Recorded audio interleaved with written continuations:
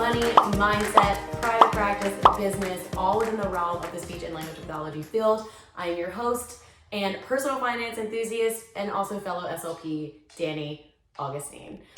So today I wanted to broach a subject because I'm all about just like keeping it real for you. Like that's just, no fluff, real talk, and I'm gonna stand by that.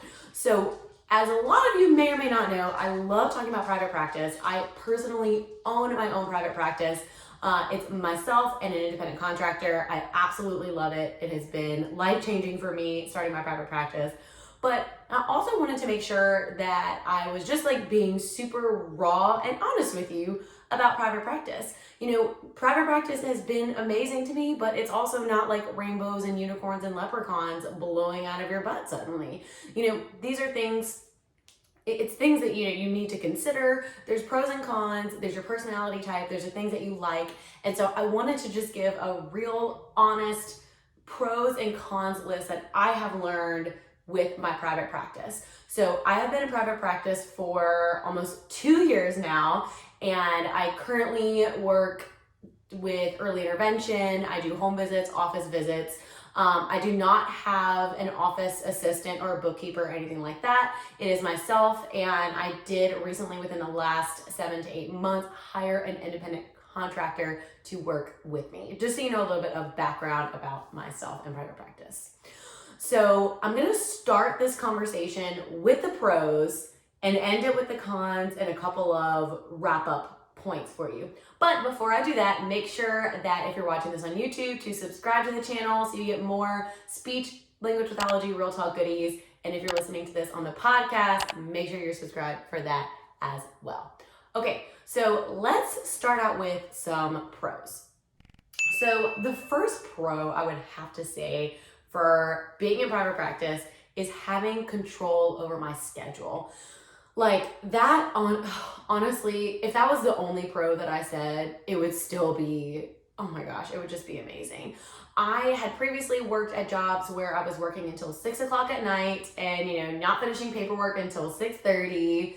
And then by the time you get home and somewhat settled at home, it's 7 o'clock, and then you're just like, okay, stuff my face full of food and let's go to sleep because it was just so late.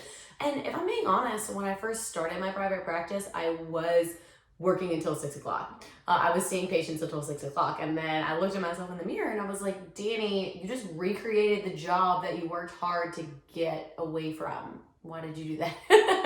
But that's another great thing about private practice is it can change and evolve with you. So controlling your schedule has been a huge blessing. My husband and I, we do not have children yet, but I know for a lot of us out there, you guys do have children. And that I know is a big part of switching to private practice for a lot of individuals. Being able to make it to their kids' doctor's appointments, go to soccer games. If your kid's sick, you don't have to beg a boss to be able to take off or whatever it is. So honestly, that's been a huge quality of life change for me. Getting off anywhere from 3 to 4 o'clock. I have a whole chunk of my day left. I can go to yoga, I can cook dinner. I'm not in this like rush and just like I get home and feel like I just immediately have to go to sleep. That was personally just not for me. So that was definitely pro number 1 of starting my private practice. Pro number 2 of private practice is it creates vast opportunities to increase your income. And who doesn't want to increase their income? Like seriously. But the thing about private practice is, yes, there is the opportunity to, you create income through seeing patients, right? And you can increase your income not just through you seeing patients, but through hiring other therapists to see patients through your private practice. So that's like the more obvious way to increase your income with private practice is hiring therapists. But there's other ways that you can diversify your income streams and increase your income. Parent classes are a really great way to reach out to the community and also have another income stream. My friend Ebony Green, she is SLP School Contracts Queen, and she's awesome. I did a podcast episode with her. I will link that in the show notes as well. She talked about how school contracts and diversifying her private practice income stream through school contracts is a big part of how her business was able to thrive at the beginning of the pandemic. But I just love that idea. Like, there's no ceiling to your income. It really is just the ceiling or the opportunity ends where your desire ends, if that makes sense. And you can really just make it into what you want. Another episode I did with Ayelet from Learn With Less, that's something she talks about, is she has her training program where she teaches therapists to become Learn With Less facilitators. And I said that funny, Lord help me, facilitators. I need to speech therapize myself. And how, she trains these people to be facilitators, and then they can put on parent classes and get an income create income that way. So the opportunity with private practice is really, you can just stretch it as far as your imagination could possibly go. Now let's talk about pro number 3 of private practice. I would say pro number 3 is the ability to give back. And I say that in a broad way because there's the giving back that you can do to your community, which is awesome. One of my friends who has her private practice, they sponsored her kids' T-ball team. T-ball team, say that 10 times fast. T-ball team.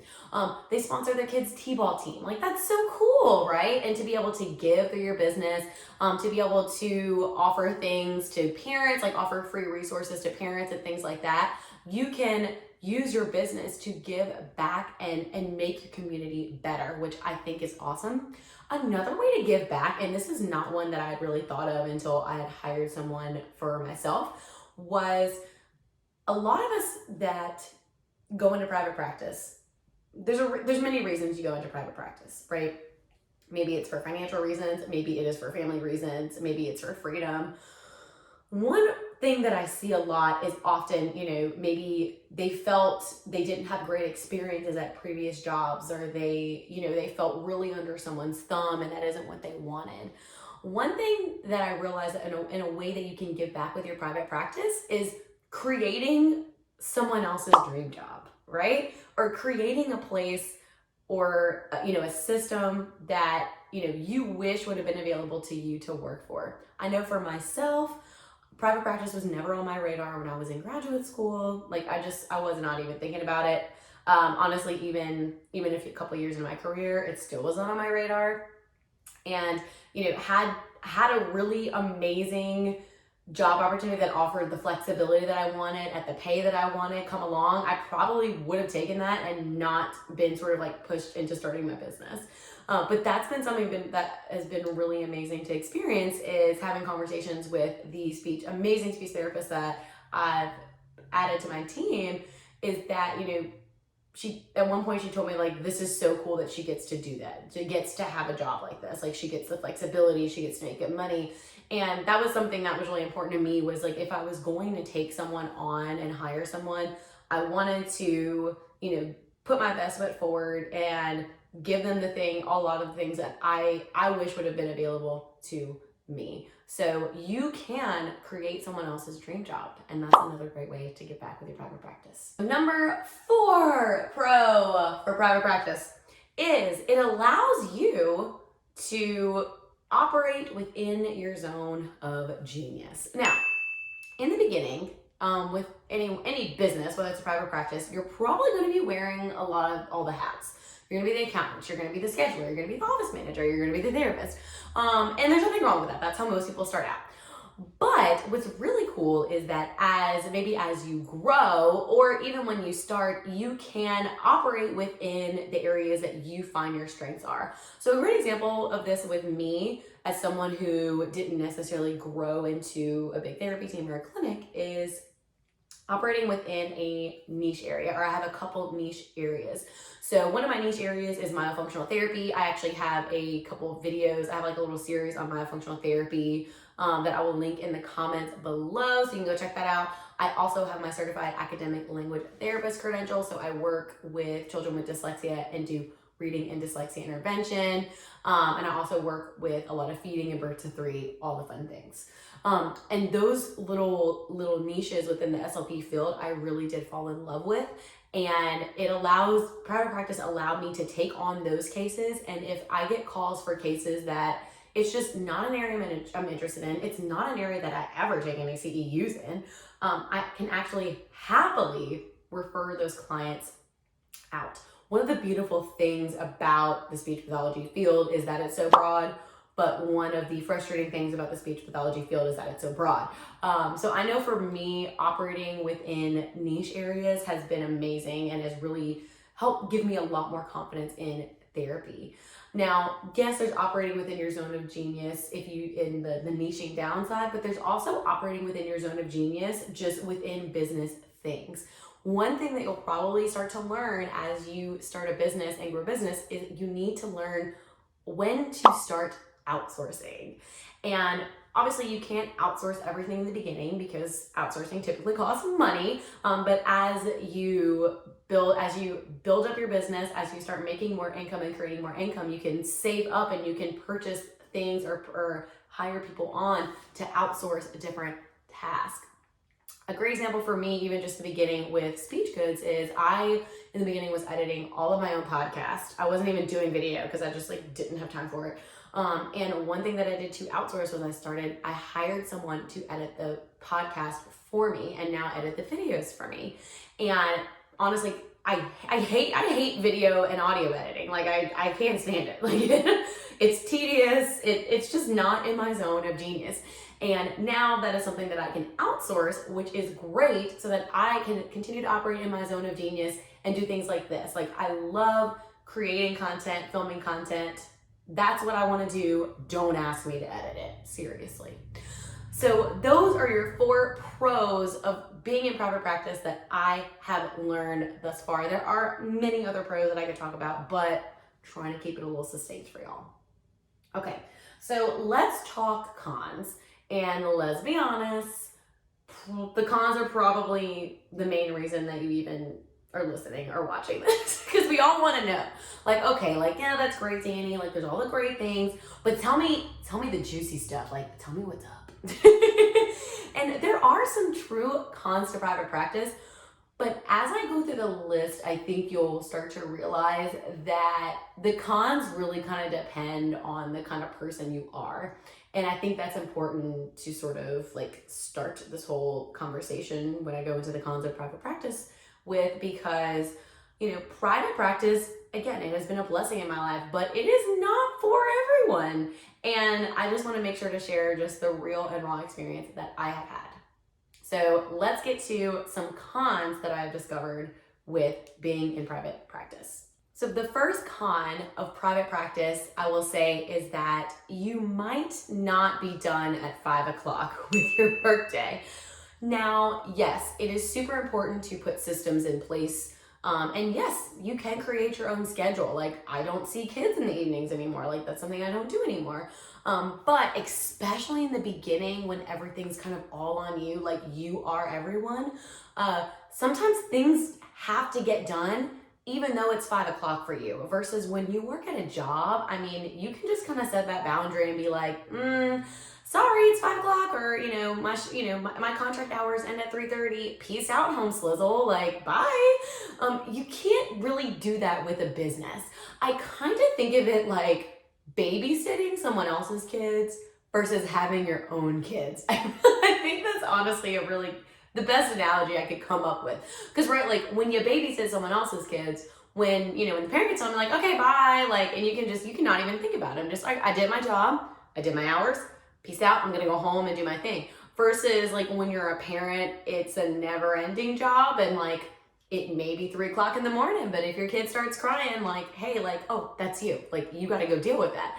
And I really think a business is the same way. And again, you can be sure to put systems in place and begin, especially, once you start growing outsourcing, to where you don't overwork yourself, because you definitely want to avoid that self-employed business owner burnout. Ain't nobody got time for that. There's a reason that you started your own business, and it sure as heck was not to burn yourself out.